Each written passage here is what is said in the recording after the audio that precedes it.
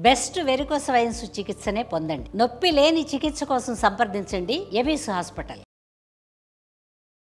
గురుగారు నమస్కారం. నమస్కారం అమ్మా. కర్కాటక రాశి వారికి నవంబర్ మాసం రాశి ఫలాలు ఎలా ఉండబోతున్నాయి గురుగారు? తప్పకుండా అమ్మా. ఓం శ్రీ గురుభ్యో నమః. ఓం శ్రీ మాత్రే నమః. కర్కాటక రాశి రాశ్యాధిపతి చంద్రుడు. అంటే వాళ్ళు ఎవరు చెప్పినా కూడా కొన్ని సందర్భాల్లో వినరాళ్ళు. కర్కాటక రాశి మొండి పట్టుదల ఉంటుంది. కొన్ని మూఢనమ్మకాలు ఎక్కువగా చూసుకుంటుంటారు. ఏది నమ్మాలో నమ్మకుండా ఉండే అవకాశాలు ఎక్కువ ఉంటాయి. పనులన్నీ కూడా పోస్ట్ పోన్ చేసే అవకాశాలు ఉన్న రాశి ఏంటంటే కర్కాటక రాశి. అంటే అందరి మాట వింటారు, వాళ్ళు చేసే పని వాళ్ళు చేస్తారు. అది కర్కాటక రాశి యొక్క క్యారెక్టర్. అంటే మానసికంగా ఏంటంటే ఒక రోజు ఉన్నది ఇంకో రోజు ఉండదు, ఇంకో రోజు ఉన్నది ఇంకో రోజు మారిపోతుంటారు వాళ్ళు. అంటే ప్రతిదీ కూడా జీవితంలో లేట్ అయ్యే అవకాశాలు ఎక్కువ ఉంటాయి.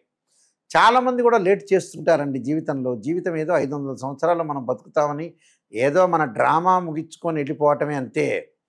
ఇప్పుడు భగవంతుడు మనల్ని భూమి మీద దింపాడు. దింపిన తర్వాత మన పాత్రను పోషిస్తాం.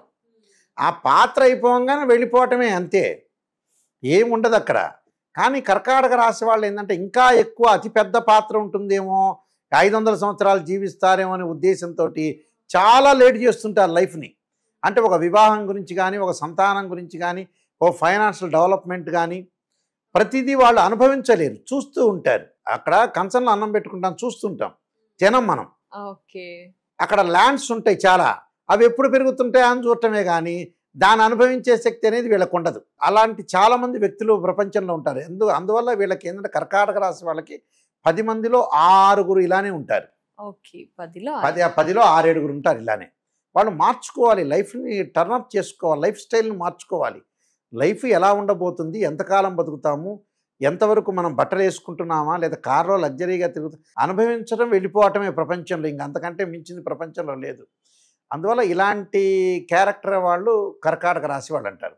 అయితే కమ్ టు ద పాయింట్, అసలు కర్కాటక రాశి వాళ్ళకి నవంబర్ మాసంలో ఎలా ఉండబోతుంది, జీవితాన్ని వీళ్ళు ఎప్పుడూ ఎన్హాన్స్ చేసుకోవాలి, మెరుగుపరుచుకొని అందరి విషయాలు విని ముందుకెళ్తే డెవలప్మెంట్ అవుతారు. ఎప్పుడు కూడా 50% మన చేతిలోనే ఉంటుంది. మనం ఏం చేయాలనుకున్నా 50% మన చేతిలో ఉంటుంది. కేవలం గాడ్ యొక్క ఆశీర్వచనం మాత్రమే, అంటే బ్లెస్సింగ్స్ మాత్రమే ఇంపార్టెంట్ ఇక్కడ. అలానే కర్కాటక రాశి వాళ్ళకు ముందుగా ముఖ్యంగా వస్తే గ్రహగమన గతులన్నీ కూడా మనం చూస్తే శని మీనరాశిలో వక్రగతిలో, అలానే గురువు 12వ తారీఖు వరకు కూడా మిథున రాశిలోను, ఆ తర్వాత వచ్చేటప్పటికల్లా కర్కాటక రాశిలో సంచారం చేయటం, ప్రధానంగా కేతు సింహరాశిలోను, రాహు కుంభరాశిలోను, బుధుడు వృశ్చిక తులరాశిలో వక్రగతిలో ఉండటం, ప్రధానంగా కుజుడు వృశ్చిక రాశిలో ఉండటం, రవి కూడా వృశ్చిక రాశిలో ఉండటం, శుక్రుడు నవంబర్ నెలాఖరులో తుల నుంచి వృశ్చిక రాశిలో సంచారం చేస్తారు. ఇది గ్రహస్థితి. ఇవన్నీ కూడా గోచారీత్యా చెప్పబడే ఫలితాలు, బట్ బర్త్ చార్ట్కి సంబంధించిన ఫలితాలు కాదు. సుమన్ టీవీ ప్రేక్షకులందరూ కూడా ఇది గమనించాల్సిందిగా కోరుతున్నాను. బర్త్ చార్ట్ వేరు, గోచారం వేరు. లాట్ ఆఫ్ డిఫరెన్స్ ఉంటుంది దానికి దీనికి. అయితే అదృష్టం అనేది ఏ సెకండ్లో వస్తుందో గోచారం అనేది నిర్ణయం చేస్తుంది. అదే గోచారం, దిస్ ఇస్ ట్రాన్సిస్టం. అయితే ఈ రాశి వాళ్ళకి ముఖ్యంగా వచ్చేటప్పటికల్లా ప్రధానంగా శుక్రుడు యొక్క బలం బాగుంది.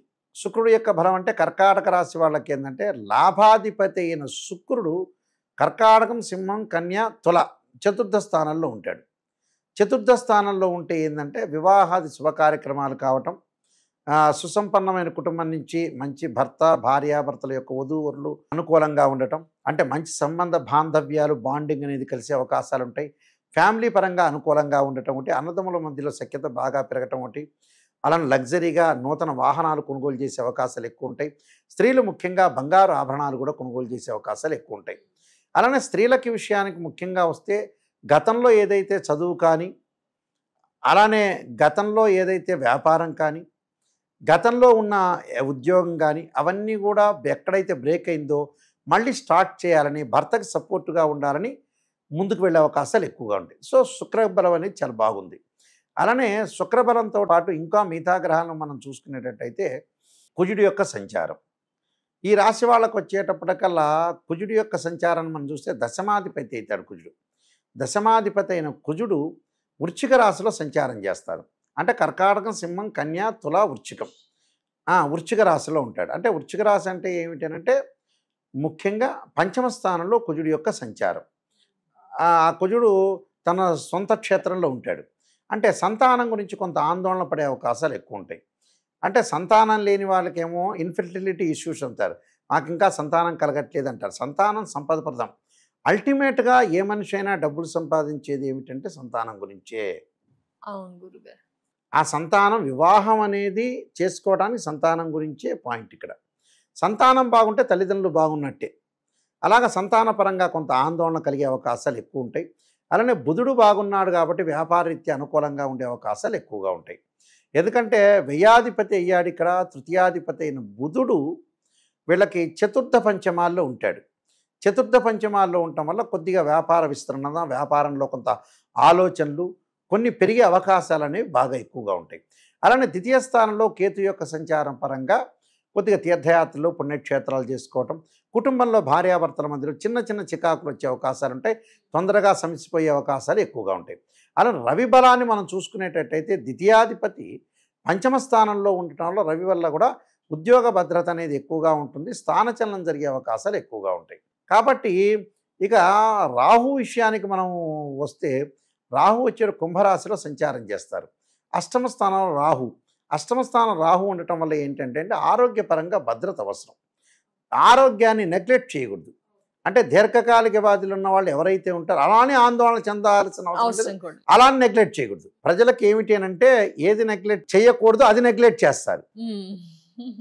ఇలాంటివి ఇప్పుడు డాక్టర్ దగ్గరికి వెళ్ళటం నెగ్లెక్ట్ చేస్తారు. మనం ఏదైనా లగ్జరీగా వాహనాలు కొనాలన్నా, సెల్ కొనాలన్నా, ఇంట్లో టీవీ కొనాలన్నా, ఫ్రిడ్జ్గా వాటికి మటుకు తొందరగా వెళ్తారు. ఆలస్యం అమృతం విషయం అని. అలాగంటే ప్రపంచంలో చెడిపోవటానికి ఏమిటంటే కారణం డబ్బు. డబ్బుని ఎక్కడైతే పొదుపు చేయాలో అక్కడ పొదుపు చేయరు, ఎక్కడైతే ఖర్చు పెట్టాలో అక్కడ ఖర్చు పెట్టరు. టోటల్గా మనిషి ఫెయిల్ అయ్యేది 100% షూర్. 100కి 200 మార్కులు వేస్తాయి ఈ విషయంలో. ఇప్పుడు ఒక అబ్బాయి పెళ్లి చేయాలనుకోండి, అమ్మాయి ఎక్కడో వైజాగ్లో ఉన్నానంటే ఇనోవా కార్లో వెళ్ళాలి, ఖర్చు అవుతుందని చూసుకోకుండా ఆ పెళ్లి సంబంధాన్ని మిస్ అయిపోతారు. మ్యారేజ్ బ్యూరో ఉంది, మ్యారేజ్ బ్యూరో 10,000 అడుగుతుందని అని మంచి సంబంధాలు చూపిస్తామని చెప్పి అక్కడ కట్టకుండా ఉంటారు. కానీ డబ్బులు ఉంటాయి వాళ్ళ దగ్గర. ఒక ఆస్ట్రాలజర్ ఇంత అడిగారు అంత అడిగాడు అని అనుకుంటారు. అది కూడా అనుకుంటారు. అనుకున్న తర్వాత మన జీవితాన్ని జీవితంలో బాగుండాలి, జీవితంలో మన పిల్లలు బాగుండాలి, మనం ఎందుకు డబ్బులు సంపాదిస్తున్నాం, కారణం ఏంది, వాట్ ఈజ్ ద రీజన్, వాళ్ళ గురించే కదా అని ఆలోచించారు. ఒక అబ్బాయికి పెళ్లి కాకపోయినా పర్వాలేదు కానీ నేను మ్యారేజ్ బ్యూరో కానీ డబ్బులు కానీ ఖర్చు పెట్టని వాళ్ళు చాలామంది ఉన్నారు. ఇంకొకళ్ళు ఏం చేస్తారు, ఒక అమ్మాయి జాబ్ చేస్తుంది అనుకోండి, ఉదాహరణకి ఆ అమ్మాయి ఇల్లు కొనుక్కుంది అనుకోండి, కూతురు. ఆ అమ్మాయి ఆ ఇల్లు అల్లుడికి వెళ్ళిపోతుందేమో, ఆ కూతురు నా హోల్డ్లో ఉండదేమోనని కూతురికి పెళ్లి చేయని జనాలు కూడా ఘనమైన వ్యక్తులు ఉన్నారు ప్రపంచంలో. అంటే వీళ్ళందరూ కూడా ఏం చేస్తారు, ఇంకొంతమంది ఉన్నారు డబ్బులు విపరీతంగా సంపాదిస్తారు, సంతానం వద్దనుకునే వ్యక్తులు ఉన్నారు. 4వ వాళ్ళు వీళ్ళు.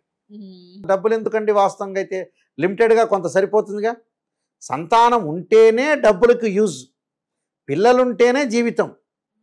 ఇలాంటివన్నీ కూడా కొంతమంది ప్రయారిటీ ఇవ్వకనే టోటల్గా ఫెయిల్ కావటానికి ఏంటంటే దానికోసం భగవంతుని తిడతారు వీళ్ళు. మన చేతుల్లో ఉన్నదండి, భగవంతుడి చేతుల్లో కాదు, మన చేతుల్లోనే ఉంది. మనం చేస్తే భగవంతుడు ఆశీర్వచనం చేస్తాడు. అలాంటి ప్రేక్షకులందరూ గమనించాలండి. ప్రేక్షకులు ప్రజలందరూ ఫెయిల్ కావటానికి టోటల్గా ఏది చెయ్యాలో అది చెయ్యరండి. ఏది అవసరమో దానికి డబ్బులు ఖర్చు పెట్టరు, ఏది అవసరం లేదో దానికి డబ్బులు ఖర్చు పెడతారు. ఓ డాక్టర్ దగ్గరికి వెళ్తే 1500 స్కానింగ్ అయితే ఖర్చు పెట్టరు, వేరే దానికి ఖర్చు పెడతారు. ఇప్పుడు కొంతమంది ఏంది, ఎక్కువ మెజారిటీ ఆఫ్ ద పీపుల్ దాదాపుగా 60-70% బయట నా దగ్గర తీసుకొచ్చి కూర్చోబెడితే నన్ను లైన్ వారు చెప్పేస్తుందని ఎక్కువ మంది ఉన్నారండి. మెజారిటీ ఆఫ్ ద పీపుల్ చెడిపోవడానికి ఫస్ట్ కారణం అదే, భగవంతుడు కాదు, అదే ఫస్ట్ కారణం. అయితే వీళ్ళు కొన్ని రెమెడీస్ చేసుకొని ముందుకెళ్తే సరిపోతుంది. ఎలాంటి రెమెడీస్, పరిహారాలు గురుగారు? వీళ్ళు తప్పకుండా రెమెడీస్ చేసుకోవాల్సింది ఏమిటంటే, శరీరే జర్జరీభూతే వ్యాధిగ్రస్తే కలేబ్రే ఔషధం జాహ్నవీతోయం వైద్యో నారాయణ అనే మంత్రాన్ని చక్కగా చదువుకోవాలి. రాహు యొక్క ఆరాధన చేయటం ఒకటి. రాహు యొక్క ఆరాధనతో పాటు విష్ణు సహస్రనామం, లలితా సహస్రనామం పాలన చేయటం వల్ల కూడా వీళ్ళకి మంచి జరిగే అవకాశాలు ఖచ్చితంగా ఉంటాయమ్మా. తప్పకుండా గురుగారు, ధన్యవాదాలు. నమస్కారం.